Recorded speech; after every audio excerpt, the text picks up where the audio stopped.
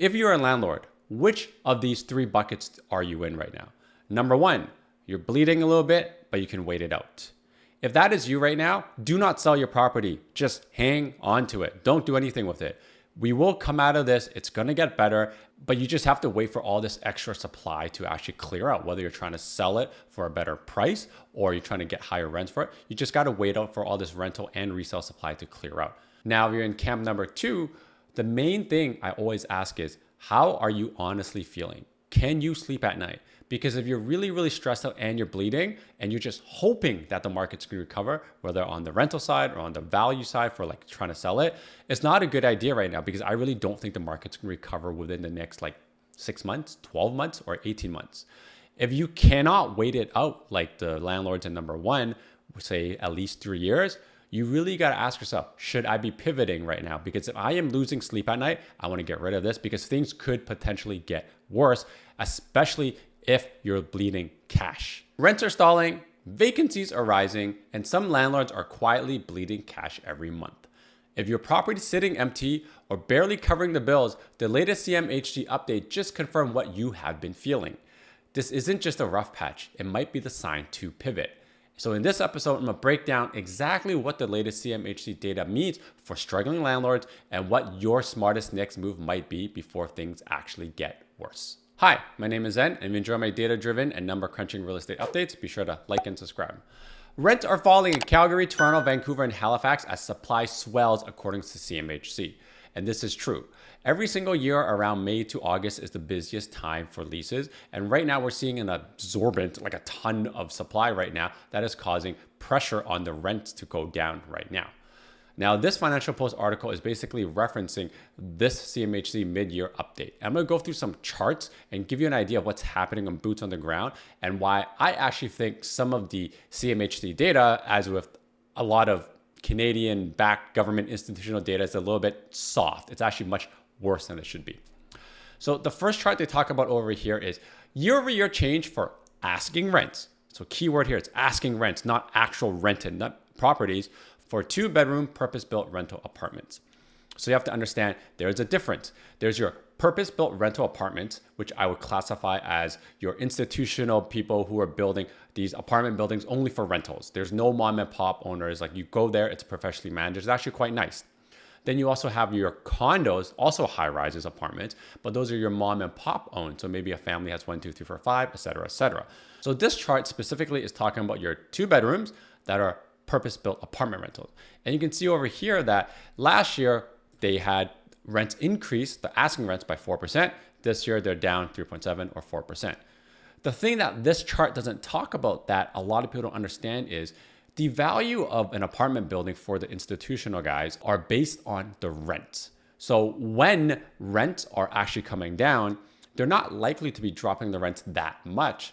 How they incentivize tenants to come in is actually give them more rent upfront. So it could be first 2 months rent free, first 3 months rent free. And they rather do that than to drop the value of the rent, because when you drop the value of the rent, it affects the value of the entire building. That's kind of why I think this chart's a little bit, not great. Now, the next one over here is talking about asking rent for condo apartment rentals. And these are your mom and pop that I was talking about. So when I look at this and I can see that last year was down 0.5%, and I'm like, okay, that's reasonable because 2023, 2024 was fine. But this year to say that they're down 1.7% seems a little bit weird to me. And I'm going to show you some data why I actually think this is not true. So this 2 charts is actually, I would say, painting a rosier picture than what is actually happening boots on the ground right now. Now, one of the key things that you need to understand, because we're working with 2 sets of landlords that are effectively competing for the same tenants. So you got your institutional people with your purpose-built apartment buildings, and you have your mom and pop who bought pre-construction or just own condos, and they're also competing for the same tenants. And the important thing about this chart over here is that you can see the MLI Select, which is basically just a fancy product that allows institutional guys with 5 units or more to amortize 50 years and really, really favorable rates, which incentivizes them to actually create these units. You can see that it starts skyrocketing in 2022. And you can see that the amount of rental starts is 83,000, which is very, very high. So if you think about it, there's going to be a ton of purpose-built rental apartments coming to compete with each other and to compete with a lot of the mom and pop condo owners, all trying to chase for the same tenant in a recessionary like kind of economy where people are trying to bunk together as opposed to, go off on their own. So the tenant pool is small and the amount of stuff out there is very high. So let's talk about what rents are looking like in the Greater Toronto area. So this chart that you're looking in front of you is for all property types. This includes condos, freeholds, towns, detaches, everything in there. And I'm looking at the median transaction price, which as you can see over here. And in the last month that kind of happened, you can see that the median rent price is $2,600 a month. So if I go back to last year in 2024, it's $2,800. So it's down $200, which by my math is not 2 or 3%. It's down 7%. So it's significantly more than that. And the reason why it's down so much is because there's a lot of inventory. Now, what I will show you is that there's a silver lining to this in the fact that last month, we've had 11,000 lease transactions that have happened. If you go back to the same time last year, there was only 3,000. So generally, there's more in July. As you can see, it goes up by 2,000, and I suspect will increase in this month as well.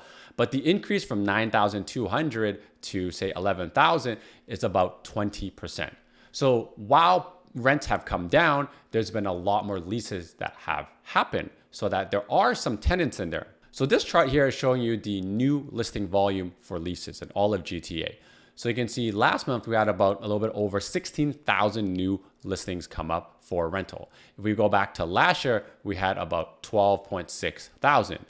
So while we had almost 20% increase in the number of product that has moved and been leased, we've actually had a 22% increase in the amount of volume, not counting the purpose-built rental. So you can see just on this side alone, we already have more supply before the purpose-built rental. And that's exactly why rental rates are coming down. So as you can see, the rental rates aren't great right now. They're coming down. And when I'm about to show you the Canadian population decline and all the purpose-built rental data, you're going to come to the same conclusion that I am, where rents are going to continue coming down. So before I show you that data, I need you to ask yourself, if you're a landlord, which of these 3 buckets are you in right now? Number 1, you're bleeding a little bit, but you can wait it out. If that is you right now, do not sell your property. Just hang on to it. Don't do anything with it.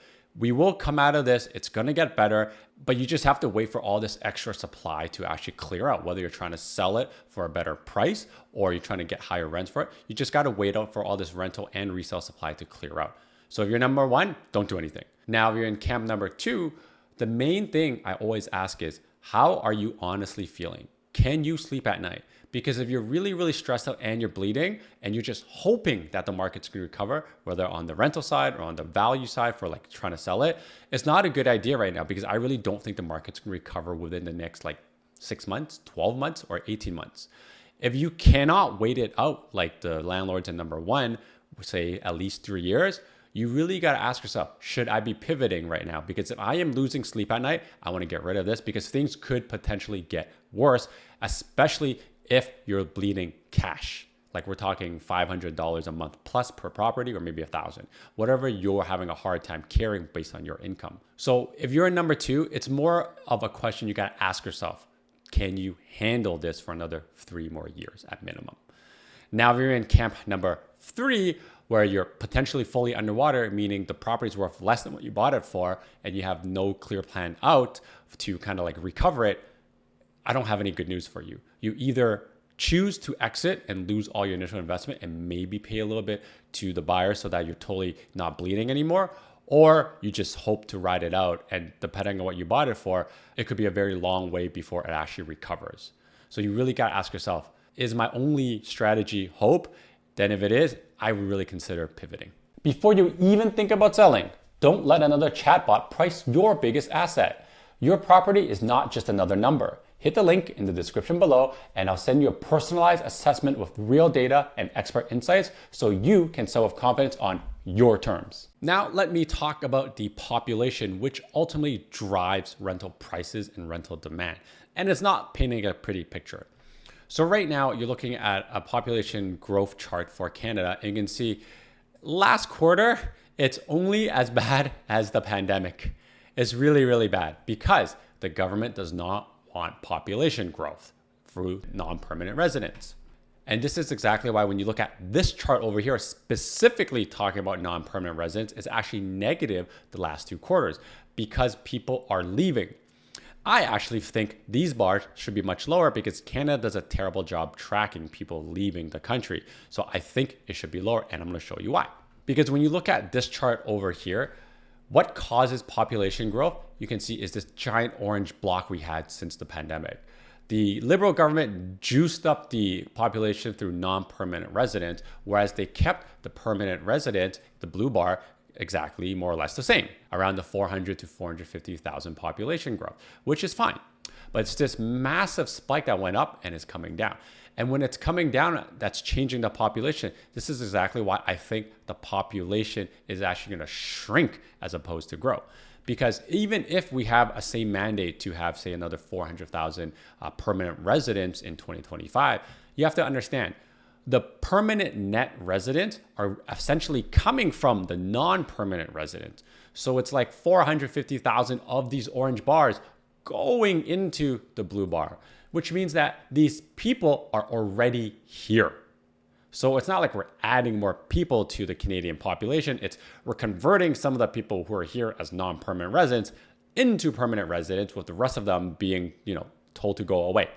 And that's kind of why the population will continue shrinking. Now, this next chart is a very interesting chart. Let me explain it to you.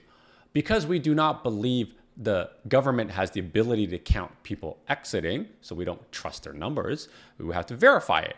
And Ben, hats off to him for putting this together. He's basically comparing the population growth, which is in the orange line and these numbers over here, to the number of TELUS, Rogers, and Bell customer growth. Because even if you're not a permanent resident here and you're non-permanent, you still need cell phone access, right? Or you need data, you need internet. So when you follow this blue bar that we're gonna get data first before Stats can release their number, you can see the growth in the number of new clientele for the cellular companies is very, very low. So if the orange line follows the blue line, where do you think the population growth is going to be? Very likely negative, because there's nobody starting a new plan at Rogers and people are still leaving the country right now. So you can see why, when you look at all of this data, we're going to likely have a higher probability of population shrinking as opposed to actually growing as a whole. Now let's talk about the purpose-built rentals. Now these are your non-mom and pop construction starts, and you can see it's literally going all the way to the right. They keep increasing and increasing. So there's a lot of stuff that's going to start at some point. Now, because I was telling you about the MLI Select program, which is this like gray line over here, how it's incentivizing a lot of institutional players to come and build purpose-built rentals, you can see over here that the rental supply is just starting like crazy. Again, because there is a carrot for a lot of these institutionals to actually build these things. And that's kind of why when CMHC comes and say, hey, we're going to build X amount of supply, they're not building supply of stuff you can buy. They're just building stuff that you can rent from. And you can see that because there's no new construction, pre-construction sales, condos are coming down like crazy too, right? So this is why a lot of the supply that's coming on the market is going to be for rent when it completes. And if you frame this as a percentage of stuff that's under construction relative to the total amount of like rental units available in each respective province, you can see Ontario right now has about 6% of the rental stock that's going to be completed soon, which basically means that when all of this stuff completes, there's going to be an additional 6% more properties to rent in an environment where there is less tenants because the population is shrinking. So if you really think about it, let's say there's 100 units for rent in all of Ontario. By the time that all of these complete, there's 106. But if you only ever had, say, 90 tenants for 100 properties, that was fine. But now you're going to have 90 tenants for 106 properties. You see, the vacancy rate increases, which means there's pressure for rents to come down. And this is going to be the nail in the coffin if you understand all of this. The non-permanent residents growth is ultimately what drives rent prices. And you can see over here in the orange line, which is your CPI rents to change year over year, basically lags the blue line, which is your non-permanent resident growth. Because we had that giant spike in non-permanent resident growth, you can see that the rent on the orange line basically just tracked it. And now that the leading indicator is that non-permanent residents are going to be coming down, you can see that rents are likely to be coming down some more. So if we're going to come down another 5%, maybe 6%, what is that going to do to the rental prices? So if we're already at 2,600, you drop another 5%, that brings you to like mid 2,400s. You drop 10%, that's going to bring you to like high 2,300s. And this is exactly why I really think over the next 2-3 years, rent prices will continue going down. It's not going to increase. The only way you're going to make rental prices increase is population growth. And I don't think we're doing that anytime soon.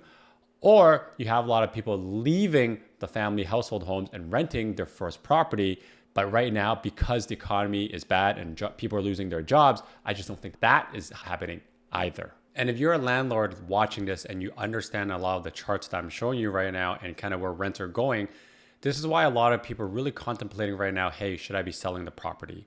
But the challenge right now is it's very difficult to sell a property because the market is fairly stagnant and you're seeing all these crazy kind of strategies where even people are listing for $1 and it doesn't make sense. So if you want to understand how selling a property works right now in this market, make sure to check out the video that's on the screen right now, where I talk about different strategies and the seller psychology to how you can actually get your property sold in this current market. I'll see you in the next video. Until next time, your move, your future. See ya.